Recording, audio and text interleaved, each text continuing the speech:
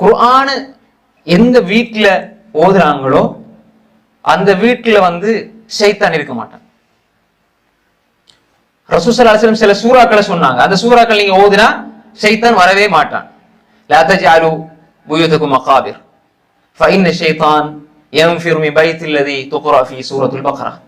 எந்த வீட்டுல சூரத்துல் பக்ரா ஓதப்படுகிறதோ அந்த வீட்டுல ஷைத்தான் இருக்க மாட்டான், விரண்டு ஓடுறான். அதுக்கு முன்னாடி ரசூல் ஸல்லல்லாஹு அலைஹி வஸல்லம் சொன்னாங்க, உங்களோட வீடுகளை மையவாடிகளாக ஆக்க வேண்டாம். இப்போ குர்ஆன் ஓதப்படவில்லை என்றால் வீடு மையவாடியாக இருக்கும் என்றால், பாவங்கள் செய்கின்ற வீடாக இருந்தால் ஷைத்தானுடைய தங்குமிடமாக இருக்கும். நீங்க படுக்கிறீங்க, உங்களுக்கு பக்கத்துல மனைவி பிள்ளைகள் படுக்கிறாங்க, எல்லாரும் சந்தோஷமா, ஷைத்தான் உங்களை சூழ இருக்கிறான்டா எப்படி அந்த வீட்டுல ஒரு நியாமத்து அருள் நிம்மதி கிடைக்கும்? கிடைக்கவே கிடைக்காது, நம்ம கண்ணுக்கு தெரியாது. அதே இதை நாம் குர்ஆனோடு ஓதுகின்ற பொழுது அதனை செவிமடுக்க மலக்குமார்கள் அருள்களோடு வருவார்கள்.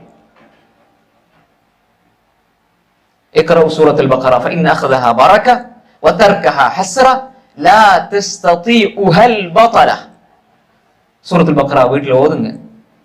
சூரத்துல் பக்ரா நீங்க ஓதுங்க, எங்க வேணாலும் ஓதுங்க. முஸ்லிம்ல வரக்கூடிய ஹதீஸ்.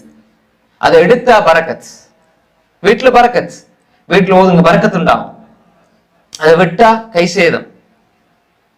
அதை ஓதினால் பத்தலா வீணர்கள், செய்வினை, சூனியம், கண்ணீர், கண் திருஷ்டி, இப்படி எதெல்லாம் இருக்கிறதோ அற்பர்களுடைய செயல் உங்களை பாதிக்காது. அவர்கள் உங்கள் மீது சக்தி பெற மாட்டார்கள். அப்ப குர்ஆன் ஓதப்பெற வீடுகளா இருக்கணும். இப்ப நோம்பு மாசம் வந்தா குர்ஆன் ஓதும் வீட்டுல எல்லாம். அப்ப நினைச்சிட்டு இருக்கிறோம்னா நோம்புல தான் குர்ஆன் ஓதணும் அப்படின்னு, அப்படி அல்ல. ஒவ்வொரு நாளும் குர்ஆனுடைய சப்தம் வீட்டுல கேட்கணும். ஒவ்வொரு நாளும் குர்ஆனோடு தொடர்பு இருக்க வேண்டும். எங்கட வாழ்க்கையிலும் அது இருக்க வேண்டும், எங்கட பிள்ளைகள் குடும்பத்திலையும் இருக்கணும்.